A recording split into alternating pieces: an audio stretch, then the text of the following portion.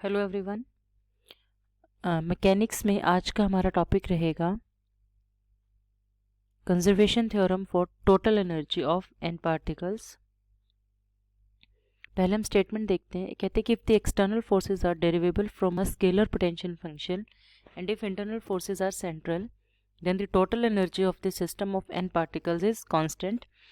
Here total energy means kinetic energy plus potential energy. Clear?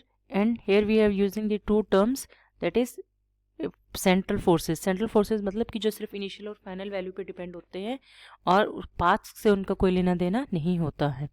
Clear? अब अगर हम इसकी डेरिवेशन देखते हैं तो कहते हैं कि जो total work done by all the forces, that is internal plus external forces in system from point 1 to point 2 is given by work done. This work done is, now here the two forces, that is central forces, that is initial and final values पे जो depend होते हैं।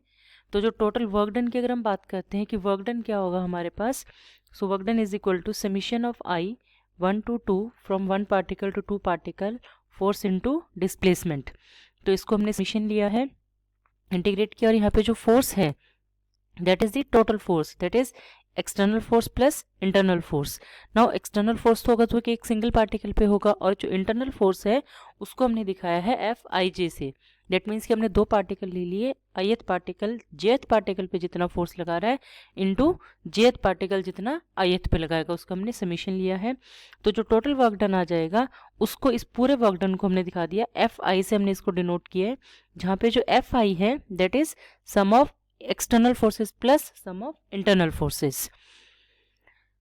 तो अब जो हम अलग अलग निकालते हैं, जो एफ आई जो इंटरनल फोर्स है डॉट, अगर हम इसका वर्क डन निकालते हैं तो फोर्स को हम क्या लिखते हैं न्यूटन्स के सेकंड लॉ के according to Newton second law force क्या होता है mass into acceleration. Clear? Force is equal to mass into acceleration. लेकिन जब हम सिस्टम ऑफ पार्टिकल्स की बात करते हैं तो एक्सेलरेशन क्या होती है हमारे पास, change in velocity divided by time. ठीक है? और v बाई टी इसको हम लिख सकते हैं v डॉट से। तो यहाँ पे हमने क्या लिख दिया कि टोटल फोर्स क्या हो जाएगा M I V I dot. ठीक है? Mass into acceleration into D R I. तो वी आई के आगे हमारे पास D V by D T that is equal to acceleration. Clear? और वेलोसिटी क्या आती है D R by D T.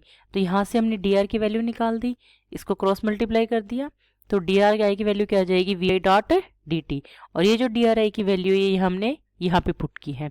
तो जो फोर्स है इंटरनल एक्सटर्नल फोर्स है वो क्या हो जाएगा M I dot V I into D T.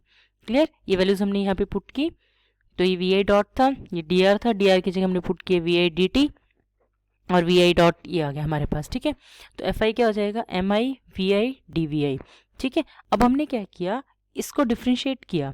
अब अगर हम इसको डिफ्रेंशिएट करते हैं इस तरीके से, differentiation of half M V square, तो जब हम इसको सॉल्व करेंगे तो क्या आ जाएगा, इसे हाफ कांस्टेंट बाहर आ जाएगा, 2 M V into D V that is V dot. ठीक है? तो यही चीज़ हमारे पास आ गई, इस 2 से 2 कैंसिल हो जाएगा, M V into D V, और यही चीज़ थी हमारे पास M V into D V. तो इसको एक जस्ट एक लिखने का तरीका है, और ये हमने इस तरीके से इसलिए लिखा क्योंकि ये जो फोर्स आएगा, ये जो वर्क डन आएगा, इसको हमें पोटेंशियल एनर्जी की टर्म में काइनेटिक एनर्जी की टर्म में लिखना है, और काइनेटिक एनर्जी हमें पता है क्या होती है हमारे पास हाफ एम वी स्क्वेयर होती है। ठीक है? इसीलिए हमने इसको इस तरीके से लिखा है कि ये जो इक्वेशन है इसको हम डेरिवेशन की फॉर्म में लिख सकते हैं। तो इसको हमने जब इसको सॉल्व किया तो जो वर्क डन आ गया हमारे पास that is F I dot D R is equal to T I limit 1 से 2 that is T2 minus T1, और T क्या डिनोट करता है काइनेटिक एनर्जी। ठीक है? ये तो आ गया हमारे पास एक्सप्रेशन काइनेटिक एनर्जी का। अब अगर हमने माना था कि जब हम एक्सटर्नल फोर्सेस को कंसीडर करते हैं, अब हम ये मानते हैं कि जो इंटरनल फोर्सेस हैं वो कंजर्वेटिव हैं। क्लियर? अगेन कंजर्वेटिव का मतलब क्या है कि वो हम उनको डिराइव कर सकते हैं एक पोटेंशियल से। तो एक कंडीशन होती है कि जो एफ आई क्या हो जाएगा, टोटल फोर्स क्या हो जाएगा F I external plus F I internal that is equal to minus del V I. This operator is known as del. कि अगर हमारे पास इंटरनल फोर्सेस कंजर्वेटिव हैं तो हम फोर्स को लिख सकते हैं इन टर्म्स ऑफ पोटेंशियल, ठीक है? जैसे आपने लिखा होगा E is equal to minus del V, electric field is equal to minus del V, ये भी हम डेरिवेशन लिखते हैं। तो इसका मतलब क्या है कि जो फील्ड है वो कंजर्वेटिव है, ठीक है। तो यहाँ पे फील्ड की जगह क्या है, फोर्स है, तो फोर्स को हमने क्या लिख दिया, माइनस डेल वी। अब जो पोटेंशियल एनर्जी है वो भी दो में डिवाइड होगी, एक्सटर्नल प्लस इंटरनल, ठीक है। तो हम इन दोनों के लिए एक्सप्रेशन निकालेंगे। पहले हम बात करते हैं एक्सटर्नल फोर्स की, कि अगर पोटेंशियल एनर्जी पे एक्सटर्नल कोई फोर्स लग रहा है तो हमारे पास वर्क डन क्या होगा। तो वर्क डन क्या होगा, फोर्स इनटू डिस्प्लेसमेंट, और यहाँ पे फोर्स की वैल्यू हमने क्या पुट की है, minus del I V I dot D R I, ठीक है। तो समीशन, अब डेल का मतलब क्या होता है, डेल का मतलब होता है डेल बाई डेल आर, ठीक है। तो अब हमने इसको यहाँ पे सॉल्व किया, तो ये आ गया del by del R into V I dot D R I. तो ये डी आर से डी आर कैंसिल हो जाएगा, तो डेल की वैल्यू क्या बच जाएगी, सीधा डेल वी। इसकी जो पोटेंशियल, ये जो वैल्यू थी ना फोर्स की, तो फोर्स की वैल्यू क्या बन जाएगी, डी वी आई। और किसी भी कांस्टेंट को जब आप डी को, डेरिवेशन को इंटीग्रेशन निकालते हो तो हमारे पास खाली वो टर्म बच जाती है। ये सिंपल मैथमेटिक्स है यहाँ पे।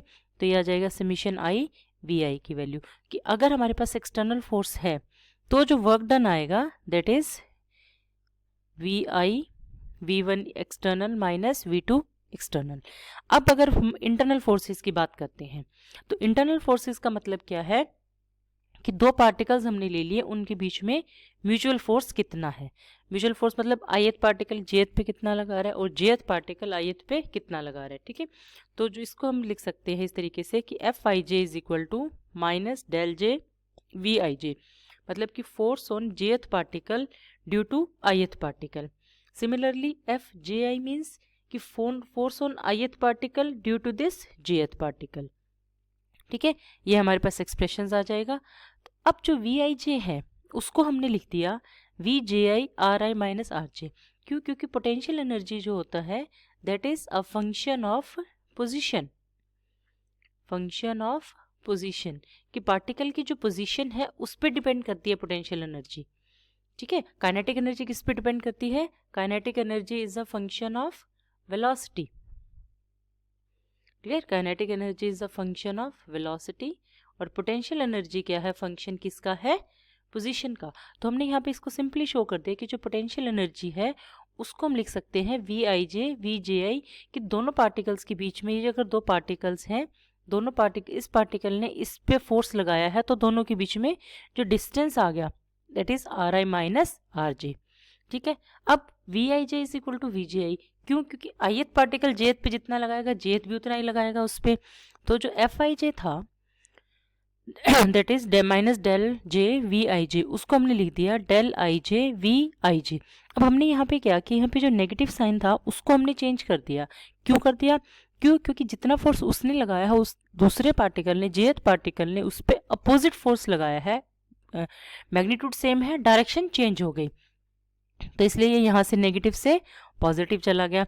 अब सिमिलरली अगर हम यहाँ पे बात करते हैं तो जो एफ जे आई था that is minus del I V J I, that is minus del J I V J I, यहाँ पे इन दोनों की पोजीशन चेंज होगी, ठीक है। तो जो टोटल वर्क डन आ जाएगा that is I F I J dot D R आई।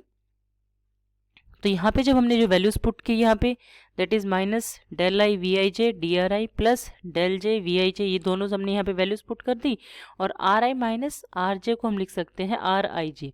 इसका मतलब क्या है कि ith और jth पार्टिकल के बीच में कितना डिफरेंस है, तो यहाँ पे भी वही है कि आर आई और उसके बीच में कितना डिफरेंस है। अब अगर हम बात करते हैं कि जो डेल जे वी आई जे है उसको हमने क्या लिख दिया, minus del I J V I J, और जो माइनस वाला था वो प्लस हो जाएगा। क्यों, क्योंकि यहाँ पे हमारे पास क्या चेंज हो रही है, डायरेक्शन चेंज हो रही है, क्लियर। मैग्नीट्यूड क्या है, सेम है, मैग्नीट्यूड सेम है और डायरेक्शन चेंज हो रही है, ठीक है। तो यहाँ पे जो पॉजिटिव था वो नेगेटिव हो गया, जो नेगेटिव था वो पॉजिटिव हो जाएगा। तो जो टोटल वर्क डन बनेगा वो क्या हो जाएगा, देखिए जो टर्म नेगेटिव की थी वो पॉजिटिव की हो जाएगी और जो पॉजिटिव की थी वो नेगेटिव की हो जाएगी, एक्सप्रेशन ऊपर वाले में हमारे पास। तो जो टोटल वर्क डन बन जाएगा वहाँ से ये जो टर्म थी del I J V I J, ये कांस्टेंट आ जाएगी, ये बाहर आ जाएगी, कॉमन है del I J V I J, और अंदर क्या बचेगा D R I minus D R J. तो D R I minus D R J को हम क्या लिख सकते हैं, डी आर आई जे, ठीक है। तो यहाँ पे हमने इसको DRIJ लिख दिया। अब अगर हम बात करते हैं, ये जो पार्टिकल थे सिर्फ दो पार्टिकल्स की हमने बात की है, लेकिन इसमें हमारे पास बहुत सारे पार्टिकल्स होंगे, तो दोनों का कंट्रीब्यूशन क्या होगा, हाफ हाफ होगा, कि जितना पार्टिकल फोर्स आई ने लगाया उतना ही जे ने लगाया, तो टोटल फोर्स कितना हो जाएगा, दोनों में डिवाइड हो जाएगा। तो उसके लिए हमने यहाँ पे टर्म क्या ले दी, हाफ टर्म ले ली। तो इसको हमने लिख दिया -1/2 summation i j limit 1 to 2 del i j, ठीक है।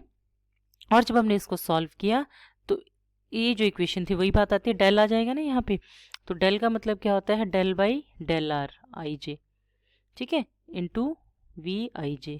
तो ये डेल आर से डेल आर कट गया, बचेगा क्या हमारे पास, डेल वी आई जे। तो जो वर्क डन है दैट इज -1/2 v2v dvj। और जब आप किसी भी डेरिवेटिव का इंटीग्रेशन करते हो तो हमारे पास सिर्फ ये सिंगल टर्म बचेगी, तो -1/2 वी आई जे 1 से 2। तो जो टोटल पोटेंशियल एनर्जी है वो क्या हो जाएगी, जो एक्सटर्नल की आई थी प्लस जो इंटरनल की आई थी। तो एक्सटर्नल की क्या आई थी, वी आई जे आई थी, और इंटरनल की क्या आई है, हाफ दिस। तो टोटल पोटेंशियल एनर्जी क्या हो जाएगी, V I plus 1/2 we I जे 1 से 2 दैट इज -v 1 से 2, ठीक है, लिमिट 1 to 2। तो टोटल पोटेंशियल एनर्जी कितनी आ गई आपके पास, that is total potential energy, और ये क्या है, टोटल काइनेटिक एनर्जी, ठीक है। तो अब दोनों work done left hand side same है, तो ये दोनों टर्म्स भी सेम होंगी। तो T2 - T1 is equal to V1 - V2। तो अगर हम T1 प्लस V1 एक तरफ कर लें और T2 V2 एक तरफ कर लें, और इसी तरीके से हमारे पास कोई थर्ड पार्टिकल हो तो उसके लिए क्या आ जाएगा, T3 plus V3, T4 plus V4। That means कि कॉन्स्टेंट टर्म्स आ जाएगी हमारे पास से T प्लस V की, ठीक है, दैट इज कांस्टेंट। और यही इसकी स्टेटमेंट थी कि अगर फोर्सेस सेंट्रल है और कंजर्वेटिव है तो जो टोटल एनर्जी है सिस्टम की, total energy of system is constant. Clear. अगर आपको इस पॉइंट पे कहीं पर भी, इस वीडियो में कहीं पर भी कोई भी प्रॉब्लम है तो कमेंट सेक्शन में ज़रूर लिखना। आई होप आपको वीडियो समझ आई होगी।